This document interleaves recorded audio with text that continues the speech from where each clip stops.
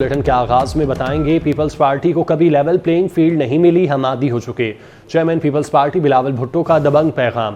पेशावर में workers convention से खिताब में कहा, आज कोई समझता है कि वो किसी को ज़बरदस्ती वज़ीर आज़म बना सकते हैं तो ये उनकी गलत फहमी है। 70 साल के सियासतदान घर बैठे, हम किसी IJI का हिस्सा नहीं बनेंगे। एक पार्टी महंगाई लीग बन गई, वो गवर्नेंस करना नहीं जानती। पाकिस्तान पीपल्स पार्टी के लिए कभी लेवल प्लेइंग फील्ड तो था ही नहीं। लेवल प्लेइंग फील्ड ना भी हो, अगर आज भी कोई समझता है कि वो जबरदस्ती किसी को वजीर आजम बना सकते हैं तो ये इनका गलत फहमी है। 70 साल के सियासतदान से हमारा मुतालबा है अब कि घर बैठे पख्तूनख्वा के अवाम के साथ एक धोखा किया गया है। आपको कहा गया हेल्थ कार्ड से आपका इलाज करवाया जाएगा। वो हेल्थ कार्ड हुकूमत के हॉस्पिटल्स पे डाका मार के निजी हॉस्पिटल्स को फंड्स दिलवाता है। उन्होंने भी अपने आप को, उनका असल चेहरा अवाम के सामने आ गया है। वो ना वोट का इज्जत करते हैं, ना खिदमत करने जानते हैं। वो तो पाकिस्तान महंगाई लीग बन चुके हैं। जब जियाला वजीर आजम होगा, जब जियाला वजीर आला होगा, मोहतरमा बेनजीर भुट्टो हत्ती लड़की होते हुए 2 आमिर से टकराए। मैं अपना 16 महीना का करतर्दगी पे ना सिर्फ फख्र करता हूं मगर उस पे इलेक्शन लड़ने के लिए तैयार हूं। हम अगली बार किसान कार्ड लेकर आए ताकि ये अरबों रुपए का सब्सिडी जो मिल मालकान को जाते हैं, जो फर्टिलाइजर कंपनीज को जाते हैं, उनके बजाय वो पैसा मेरा किसान का जेब में जाए। उनका मर्जी हो कि वो कैसा वो खर्च करना चाहेंगे। रहनुमा मुस्लिम लीग नून राना सनाउल्लाह ने बड़ा दावा कर दिया। कहते हैं पंजाब में 120 से 125 सीटें नून लीग की होंगी। आइंदा इलेक्शन में सादा अक्सरियत से हुकूमत बनाएंगे। राना सनाउल्लाह ने कहा, मुल्क भर में भरपूर इंतखाबी मुहिम चलाने का फैसला किया। हर हल्के से 1 से ज़ायद उम्मीदवारों की दरख्वास्तें मौसूल हो रही हैं। राना सनाउल्लाह ने चेयरमैन PTI पर तनकीद करते हुए कहा, 2018 में पाकिस्तान पर फितना मुसल्लत किया गया, हमने इस फितने का जुर्रत से मुकाबला किया। उम्मीद है आवाम इस बार नून लीग को अपने मैंडेट से नवाजेगी। पाकिस्तान मुस्लिम लीग नून ने और उस वक्त के वज़ीर आज़म और पार्टी कायद मियाँ नवाज शरीफ ने जो है वो बिल्कुल किसी के साथ जो है वो कोई ऐसा मामला नहीं किया था। आप मुझे बताएं कि 2013 में तो वो बरसे इक़्तिदार आए और 14 में जो है वो धरना हो गया। ऐसी गवर्नमेंट जिसके पास अपनी अक्सरियत हो, भले वो सिंपल मेजॉरिटी हो, और उसके पास 5 साल का मैंडेट हो, वो इस मुल्क को इस बहरान से निकाल सकती है। मियाँ नवाज शरीफ साहब का ये इरादा है, हम इस बहरान से निकलने के लिए सबको साथ लेके चलेंगे। तो उन हाथों, बंधे हुए हाथों से हमने इलेक्शन लड़ा और उसके बाद उस इलेक्शन का जब नतीजा आया तो सभी ने तस्लीम कर लिया। हमारे ख़िलाफ़ तो जवाज़ ही कोई नहीं था ना। यानी हमारे जब हाथ बांधे गए या मियाँ नवाज शरीफ को जब हुकूमत से निकाला गया, उन्हें पार्टी उनसे छीनी गई, उस वक्त तो कोई जवाब नहीं था। पाकिस्तान में अमरीकी सफ़ीर की मुलाकातें जारी हैं। कायद नून लीग नवाज शरीफ से अमरीकी सफ़ीर डोनाल्ड ब्लूम ने मुलाकात की। मुलाकात में पाकिस्तान अमरीका ताल्लुकात और बाहमी दिलचस्पी के अमूर पर तबादला ख्याल किया गया। मईशत, तिजारत, मौसमियाती तब्दीली, सिक्योरिटी और खित्ते की सूरत हाल पर भी बातचीत की गई। नवाज शरीफ ने अमरीकी सफ़ीर के साथ गज़ा की जंग का मामला उठा दिया। कायद नून लीग ने गज़ा में इसराइली फ़ौज की मुसल्लत जंग रोकने का मुतालबा किया। नवाज शरीफ ने फ़लस्तीनियों को खुराक और तिब्बी सहूलियात की इंसानी बुनियादों पर फराहमी पर जोर दिया। अमरीकी सफ़ीर ने नवाज शरीफ को अपनी तरजीहात से आगाह किया।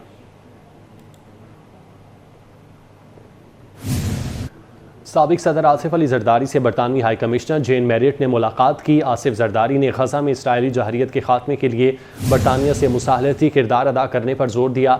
आसिफ अली जरदारी और बरतानवी हाई कमिश्नर में दोतरफा ताल्लुकात के फ़रोग पर भी बातचीत हुई। आसिफ जरदारी ने शाह चार्ल्स सोम के यौम पैदाइश पर इजहार मुसर्रत का पैगाम दिया। आसिफ अली जरदारी का डेविड कैमरून के वज़ीर ख़ारजा बनने पर भी नेक तमन्नाओं का इजहार।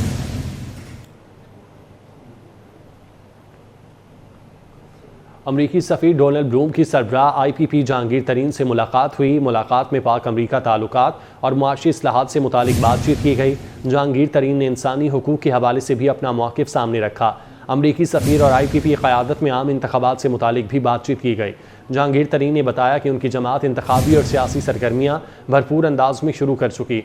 मुलाकात में सीनियर पार्टी रहनुमा इसाक खाकवानी और ओन चौधरी भी शरीक थे।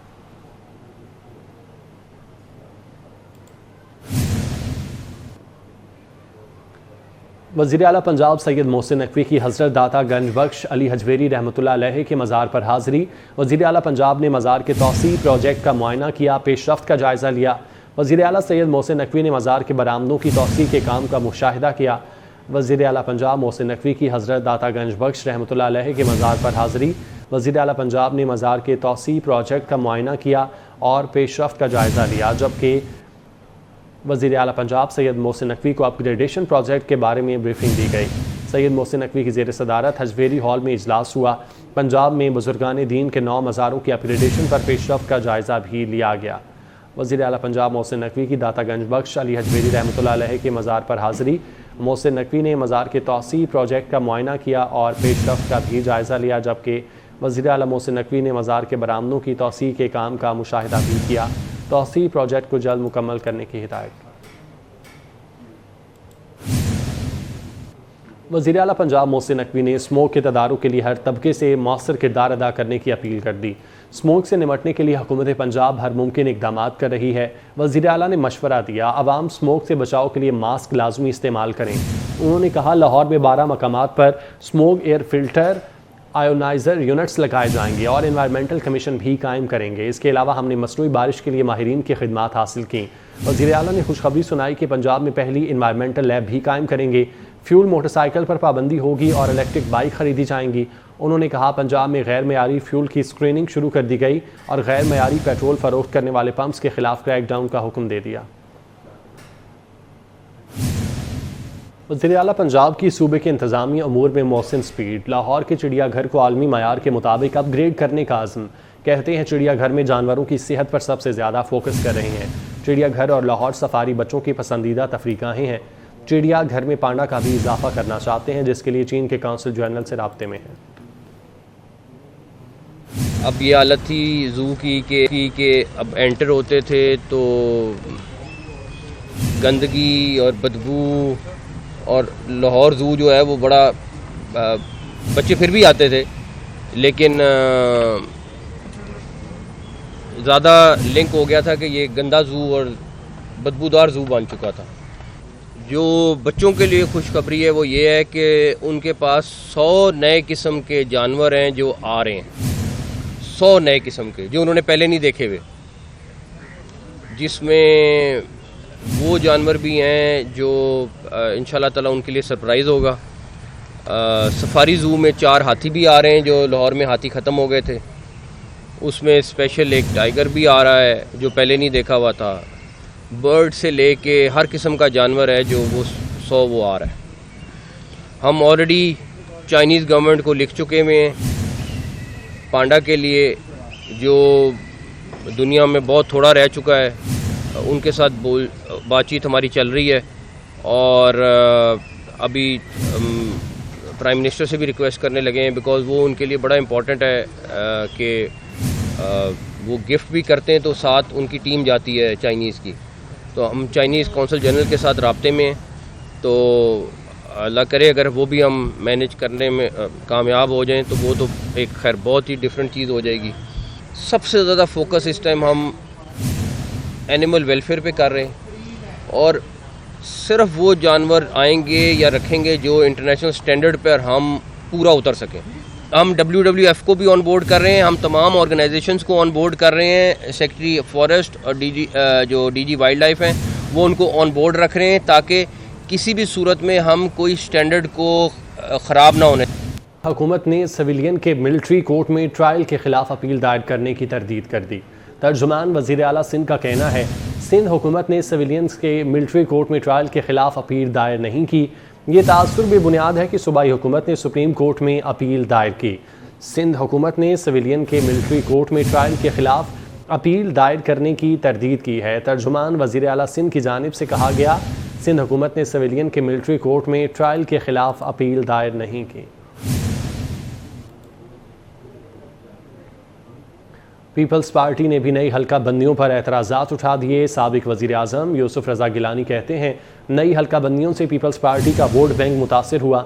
चेयरमैन पीपल्स पार्टी वाज़े तौर पर कह चुके कि तमाम सियासी जमातों को लेवल प्लेइंग फील्ड मिलनी चाहिए। यूसुफ रज़ा गिलानी ने कहा, पीपल्स पार्टी ने 2018 का इलेक्शन भी बतौर एहतजाज लड़ा था। एक सवाल के जवाब में यूसुफ रज़ा गिलानी ने कहा, PTI एक सियासी जमात है, लेकिन इस पर साहने 9 मई के इल्ज़ामात हैं। साहने 9 मई में मुलविस लोगों को केसेस का सामना करना होगा। साबिक वज़ीर आज़म ने कहा, मौजूदा हालात में मुल्क का सबसे बड़ा मसला अमन व अमान का है। पीपल्स पार्टी की हुकूमत ने दहशतगर्दी के खिलाफ सबसे बड़ा ऑपरेशन किया।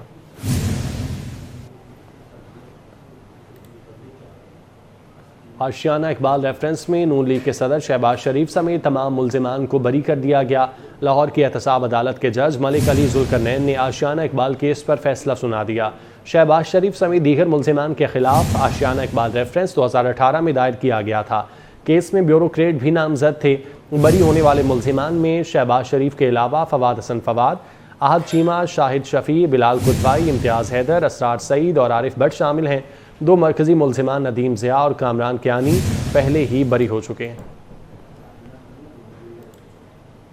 लाहौर के इलाके इकबाल टाउन में मुबैना पुलिस मुकाबला, 6 डाकू मारे गए। डाकू एक घर में वारदात के लिए दाखिल हुए। 15 पर कॉल के बाद पुलिस ने फौरी रिस्पॉन्स दिया।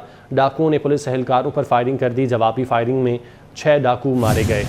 IG पंजाब कहते हैं, पुलिस शहरियों की जान माल के तहफ़्फ़ुज़ और जराइम पेशा अनासर की सरकूबी के लिए हर वक्त तैयार है। 15 की कॉल के बाद पुलिस का रिस्पांस होता है। पुलिस आती है, जंप इन करती है।